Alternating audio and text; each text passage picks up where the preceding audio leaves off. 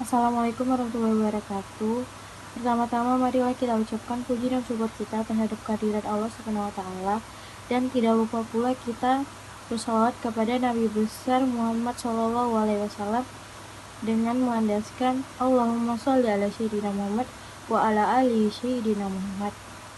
Yang pertama-tama kami hormati dosen pengampu Ibu Alusiana MPSI dan juga yang kami sayangi teman-teman yang berada di kelas 1E Psikologi.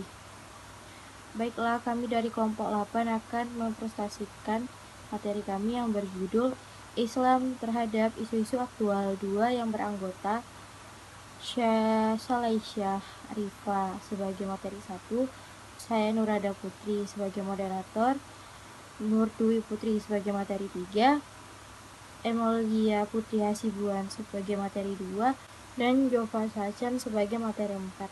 Baiklah, untuk mempersingkat waktu kita, selanjutnya akan saya serahkan kepada Salaisyah Rifa untuk menjelaskan materi 1. Kepada Salaisyah Rifa, waktu dan tempat dipersilakan. Perkenalkan, nama saya Shelly Syarifah. Di sini saya ingin menjelaskan tentang konsep gender dan feminisme. Secara umum, feminisme dan gender pada dasarnya adalah konsep yang sederhana, di mana perempuan hanya ingin memperoleh keadilan dalam segala hal, terutama pendidikan, bukan untuk melebihi pria dan bukan untuk memberontak dari kodratnya. Gender secara umum digunakan untuk mengidentifikasi perbedaan laki-laki dan perempuan dari segi sosial budaya, berkonsentrasi di bagian luar yaitu pada aspek sosial, budaya, psikologis, dan aspek-aspek non-biologis lainnya. Studi gender lebih menekankan pada aspek maskulinitas dan feminitas seseorang. Adapun feminisme merupakan awal gerakan perempuan atau first wave feminism di dunia pada tahun 1800-an. Pada saat itu, para perempuan menganggap bahwa ketertinggalan mereka disebabkan oleh kebanyakan perempuan masih buta huruf, miskin, dan tidak memiliki banyak keahlian. Diikuti setelahnya perempuan-perempuan kelas menengah abad industrialisasi mulai menyadari kurangnya peran mereka di masyarakat.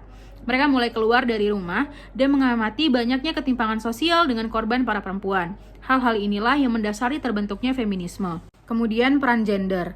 Peran gender adalah peran yang dilakukan perempuan dan laki-laki sesuai dengan status lingkungan, budaya, dan struktur masyarakat. Peran tersebut diajarkan kepada setiap anggota masyarakat, komunitas, dan kelompok sosial tertentu yang dipersiapkan sebagai peran perempuan dan laki-laki. Ada 4 jenis peran dalam gender, yaitu yang pertama peran gender, yang kedua peran produktif, kemudian peran reproduktif, dan peran sosial atau kemasyarakatan. Feminisme dan gender dalam Islam. Islam tidak mengenal istilah feminisme dan gender dengan berbagai bentuk konsep dan implementasinya dalam melakukan gugatan atas nilai-nilai subordinasi kaum perempuan. Karena dalam Islam tidak membedakan kedudukan seorang berdasarkan jenis kelamin dan tidak ada bias gender dalam Islam. Islam mendudukkan laki-laki dan perempuan dalam posisi yang sama dan kemuliaan yang sama.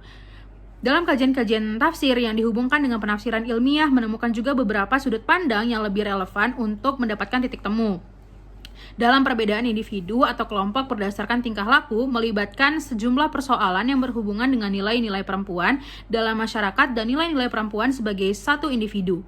Meskipun Al-Quran membedakan berdasarkan amal soleh, Al-Quran tidak membangun perangkat nilai untuk tingkah laku tertentu.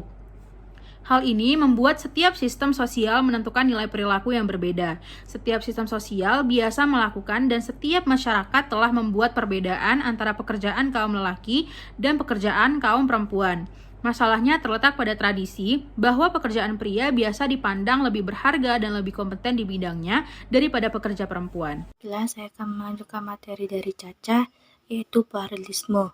Pluralisme adalah istilah dikenal pluralisme yang terdiri dari dua kata, yakni plural yang beragam dan isme paham, sehingga memiliki arti paham atau keragaman.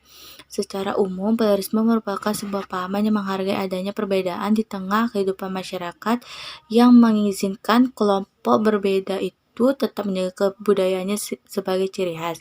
Pengertian pluralisme juga bisa diartikan sebagai kesediaan menerima keragaman untuk hidup toleran pada tatanan masyarakat yang berbeda suku, golongan, agama, adat, dan pandangan hidup. Pluralisme mengimplikasikan tindakan yang fokus pada pengakuan kebebasan beragam, kebebasan berpikir atau mencari partisipasi sehingga seorang atau suatu kelompok kematangan kepribadian mereka untuk mencapai pluralisme. Pluralisme juga memiliki jenis-jenis, yaitu jenis pluralisme budaya, kondisi budaya menjemuk yang mana istilah ini digunakan untuk menggambarkan penerimaan budaya alternatif. Pluralisme agama, sebuah konsep yang memiliki makna luas berkaitan dengan penerimaan terhadap agama yang berbeda dan digunakan dalam cara yang berbeda. Pluralisme sosial, sebuah paham yang menerima keragaman berupa sikap, saling menghormati interaksi sosial yang terjadi antara individu atau kelompok pada sebuah tatanan sosial. Pluralisme ilmu pengetahuan, kenagaman ilmu yang menjadi faktor utama pertumbuhan ilmu pengetahuan. Pluralisme media, keberagaman teknologi untuk membantu orang-orang komunikasi baik dalam jarak jauh maupun jarak dekat. Pluralisme dalam Islam, dalam pandangan Islam, sikap menghargai dan toleran kepada memeluk agama lain adalah mutlak untuk dijalankan sebagai bagian dari keberagaman pluralisme. Namun, anggapan bahwa semua agama adalah sama pluralisme tidak diperkenalkan. Dengan kata lain, tidak menganggap bahwa Tuhan yang umat Islam sembah adalah Tuhan yang non-Islam sembah. Sosial Islam terhadap adanya pluralisme agama adalah dengan mengakui perbedaan dan identitas agama masing-masing.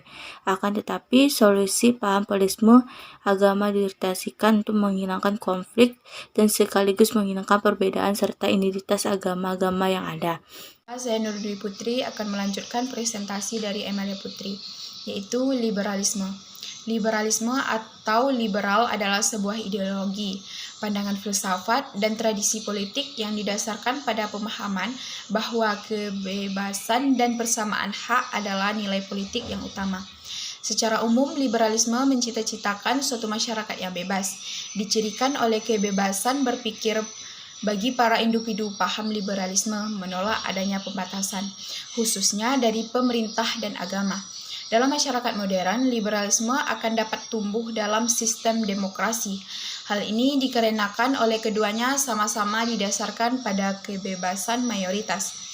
Awal kemunculan paham liberalisme ini pada saat kejadian atau peristiwa revolusi Prancis yang terjadi pada abad 18 silam. Peristiwa atau kejadian tersebut disebabkan karena adanya kepincangan sistem serta juga kesengajaan sosial di masyarakat yang begitu mencolok. Ciri-ciri liberalisme. Yang pertama, masyarakatnya mempunyai kesempatan yang sama, yakni untuk bekerja sama mempunyai suatu hal. Yang kedua, masyarakatnya pun juga tentu diperlakukan yang sama di dalam menyelesaikan masalah yang menghasilkan egoisme. Yang ketiga, pemerintahan kemudian ditentukan oleh adanya persetujuan rakyat atau juga masyarakat yang diperintah. Yang keempat, mempunyai hukum yang berjalan untuk membela serta juga memakmurkan rakyat.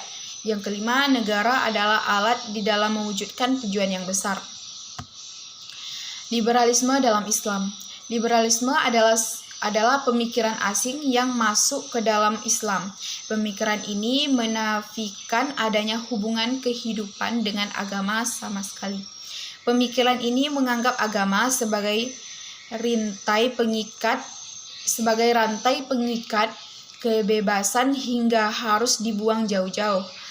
Para perintis dan pemikiran liberal yang menyusun pokok-pokok ajaran membentuk liberal berada di luar garis seluruh agama yang ada dan tidak seorang pun dari mereka yang mengklaim adanya hubungan dengan satu agama tertentu walaupun yang menyimpang, sehingga liberalisme sangat bertentangan dengan Islam. Tidak sedikit pembatal-batal keislaman yang terkandung dalam arus ideologi liberal. Terhadap isu kapitalisme. Kapitalisme menggunakan dasar sekulerisme yang memisahkan agama dan kehidupan, menjadikan akal manusia hanya mengakui Tuhan sebagai pencipta saja tanpa menggunakan aturannya dalam kehidupan ini. Manusia akan membuat aturannya seenaknya mereka sendiri. Bagi Karl Marx, esensi dari sistem kapitalisme adalah pelipatan ganda kapital. Dengan uang, praktis kapitalisme membeli tenaga kerja dan mesin produksi untuk menghasilkan modalisme. Berbeda dengan kapitalisme karena Islam menggunakan eksploitasi oleh pemilik modal terhadap buruh yang miskin dan melarang menumpukan kekayaan orang miskin dalam Islam. Islam terhadap isu sosialisme. Sosialisme adalah istilah yang diciptakan oleh pemimpin muslim untuk menjelaskan bentuk sosialisme yang spiritual. Sosialisme muslim percaya bahwa Al-Quran dan Muhammad, khususnya zakat, sesuai dengan prinsip kesetaraan ekonomi yang sosial. Contohnya, mementingkan kekuasaan dan kepentingan negara. Kepentingan negara lebih diutamakan dari kepentingan warga. Kebebasan kepentingan warga dikalahkan untuk kepentingan negara. Dasar sosialisme Islam adalah ajaran dalam Al-Quran, surah Al-Baqarah ayat 213, yang mengatakan bahwa seluruh umat manusia itu bersaudara dan bersatu. Oleh karena itu, umat manusia bersatu maka merupakan kewajiban seluruh individu untuk mencapai keselamatan bersama. Baiklah, sekian dari presentasi kami. Apabila ada kesalahan kata, lisan, dan kalimat, mohon dimaafkan. Saya selaku moderator akan undur diri dan juga menutup presentasi pada hari ini. Sekian dan terima kasih. Wassalamualaikum warahmatullahi wabarakatuh.